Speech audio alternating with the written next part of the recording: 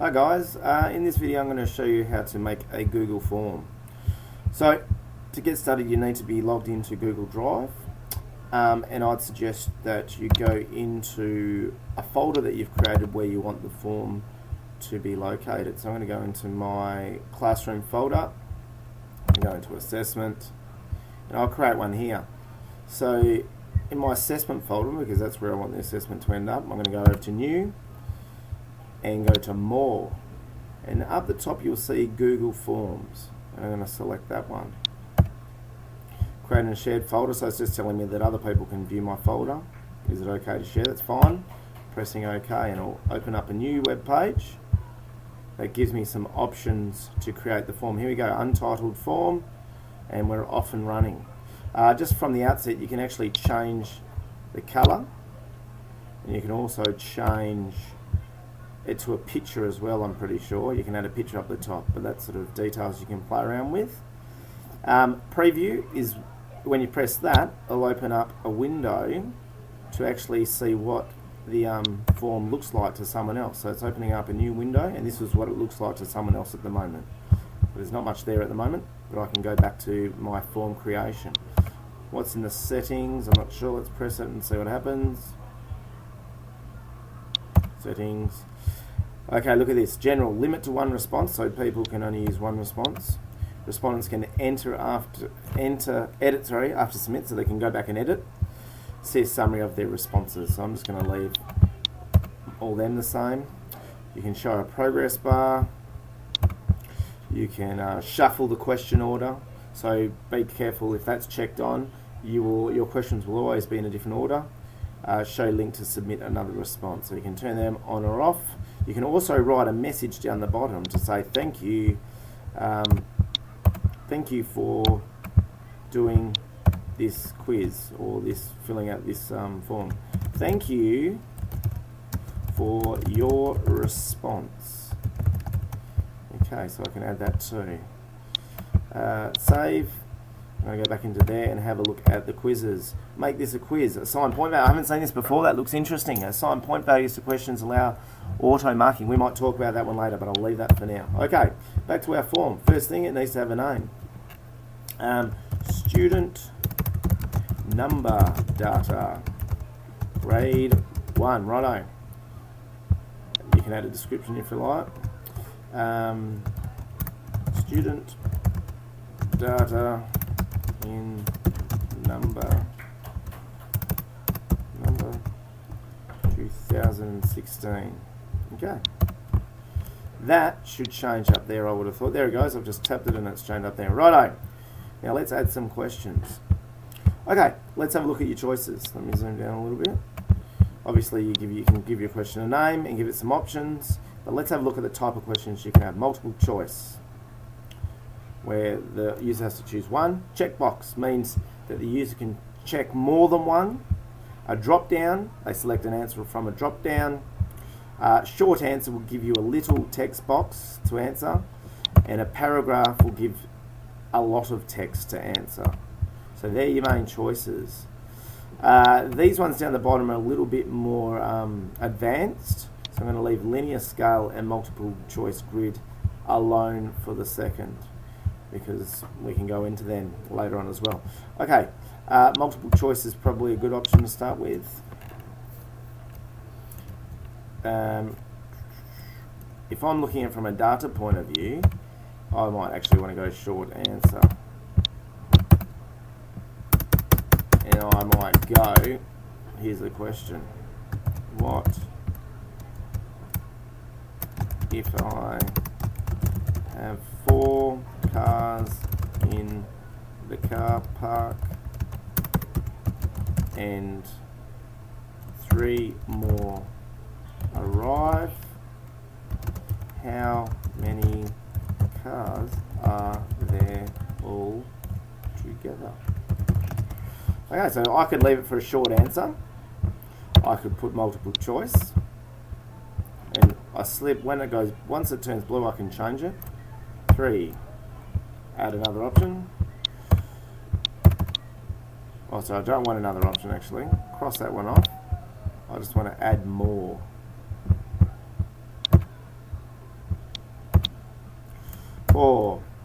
function. 5, 6, 7, 8, 9. Okay, there's some options. So the student can only add one of those options. I don't know what's that got to do with number data, but I'm just having a look at the type of questions. Okay, if I change that to checkboxes, it's going to keep the same options there, but students can add more than one answer, which we don't really want. Drop down, these are going to be the answers available. When they select the drop down, they're going to appear in a little list. I go back up to short answer.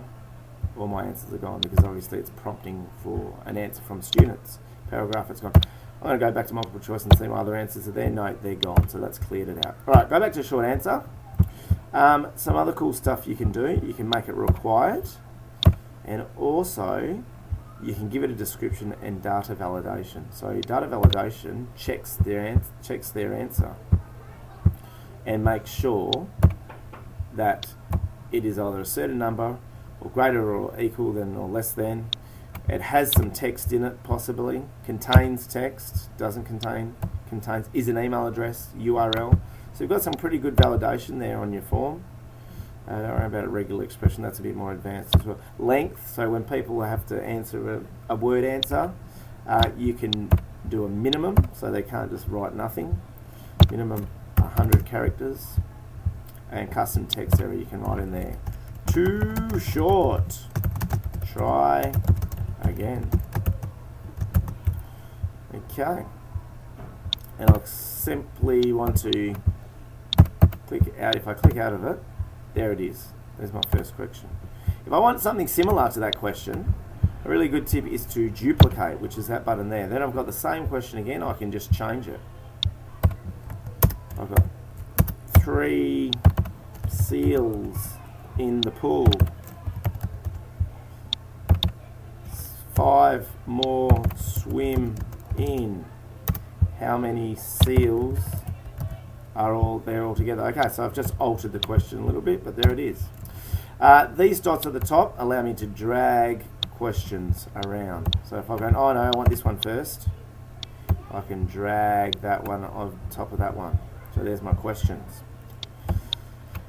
Okay, they don't have to be required, so you can turn off required as well.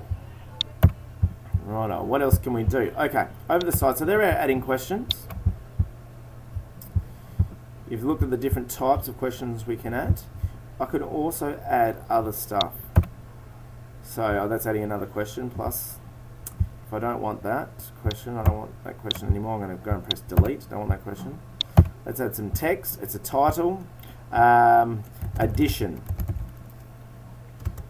So I can put this as a title to separate my questions. So they're addition questions. I can add that. Also, I can add a picture, which I can upload or find on Google. I have it on Google Drive. Take a snapshot. So there's lots of options there. I'm going to go search and go 4 cars in a garage. Thinking about American. What did I go? 4 cars in a garage. See what it gets me? 4 cars. Beautiful. I'm going to select that picture, press select. It's going to add my picture in. There you go. So that's sort of, I need to drag my other question up because this one's talking about seals. But if you need to add some imagery to any of your questions, it's easy to do.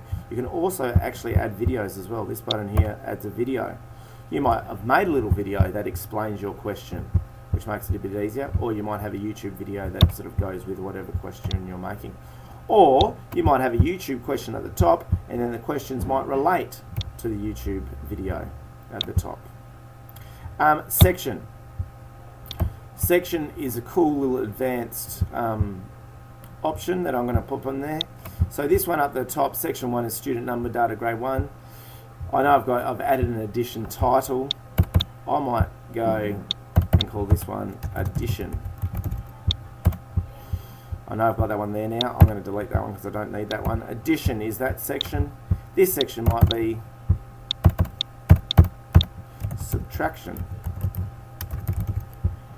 Okay, and what a section does, it allows the user to go depending on answers as well. So what I might do in this top, I might add another section down here, this button here. I'm going to put that section up the top.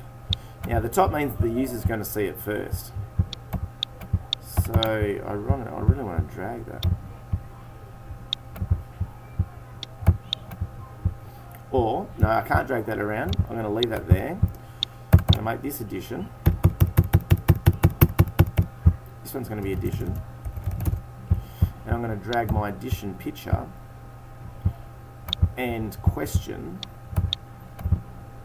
down into the addition thing. So I can't actually rearrange the sections, but I can rearrange the questions. And I'm going to pull this image out as well. So what I'm going to do, what I'm getting at, is I now have, I'll put that in the subtraction, doesn't matter, give it something. I now have an addition section, a subtraction section. Let's add a question to the subtraction section. What, worst typer in the world today, what is 8 take away 4? Let's have some options. 3, add option. 4,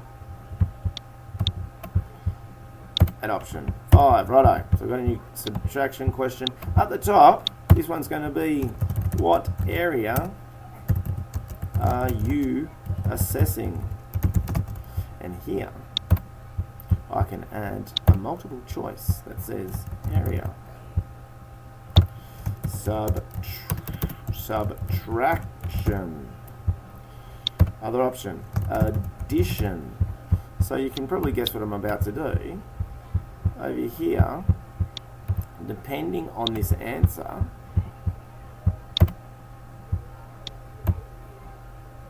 go to section 1, go to section 2, submit form. Depending on the area, on the question, where's that? Go to section based on answer. Here it is. So what I've done to find that, I've got my multiple choice, and down those dots, which usually means more options, go to selection based on answer. Okay, so at the moment it's got go to next section, but I'm actually going to go to the right section. So I've got subtraction and addition. So if the person selects this one, they'll go to the subtraction. If the person adds addition, they'll go to that one. Let's have a look. Let's go back over to our preview, which, if you remember, you can access the preview by pressing this I button. I'll go back here and refresh my page. All that information should be updated. Okay, so the actual title of my form isn't very clear here. So I need to actually go back and put some more information in section 1. Grade 1 number assessment. What are you assessing? Okay, let's save that. That should save it automatically. Everything in Google Drive saves automatically. Let's go back and refresh our page. Should be a bit clearer for the user. Grade 1 assessment. What are you assessing? Okay, let's have a look. Well, let's choose subtraction. And we go next. And it should go to the subtraction. Okay, so again, we've just learnt something as well. There's your section title. If I go back,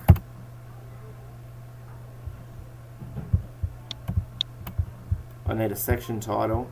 And we don't want this title, we don't want this title all the time with that question, what area are you assessing? So grade 1 number assessment, we're going to cut that out of there. And we're going to put it in here. I'll actually add a title. What area are you assessing? I'll drag that above the question. So if we go back and refresh, reload, grade 1 number assessment, What area are you assessing? That looks a lot nicer. Let's go into addition this time. And it moves us off. It's still got that same title at the top, which is great. It all makes sense. And here's our addition. Righto, so if you remember, we put in an answer. 4 plus 3 is 7. Oh, too short, try again. Oh, geez, it wants 100 characters to answer that question. That's a little bit tough. We might need to go back and take off that validation. Into addition, because we're just playing around. Here's that, we select our question. Look, there's that validation. Let's go into our thing. Let's untick validation. We don't want any validation, but we do want them to answer the question. Let's do that as the only validation. Okay, it's going to save by itself again. Back we go. Refresh. Reload. We should be in the same spot. I know, we're going to have to start again. We want addition.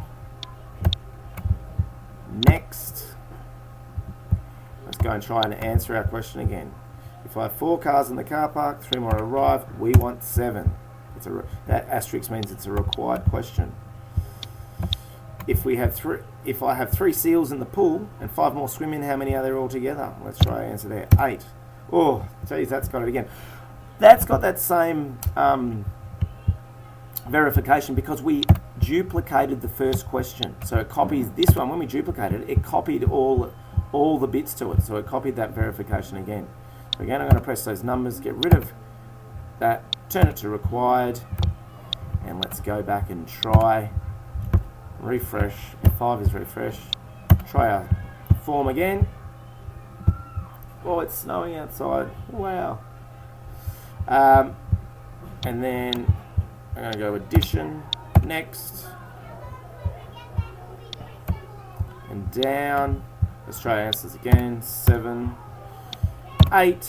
Hopefully the validation lets us submit. And we're going to go to our answer. Thank you for your response, which you remember we actually put in ourselves, which was when we went up to the top. Remember that was in presentation down here. Thank you for your response. So we can edit that information. Righto, good.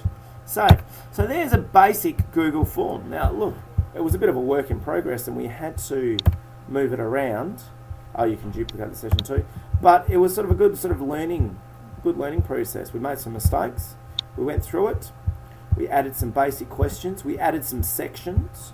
We also used a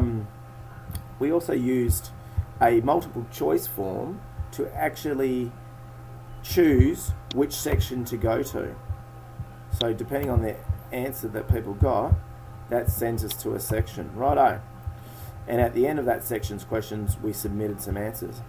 Okay, the next important thing, I guess, to learn about or to talk about is, all right, well, as users entered information, where does that go? And if I choose that one up the top, that little dot's for more information, I don't want that actually, I want to know, no, don't want that one either. I don't even want preview again.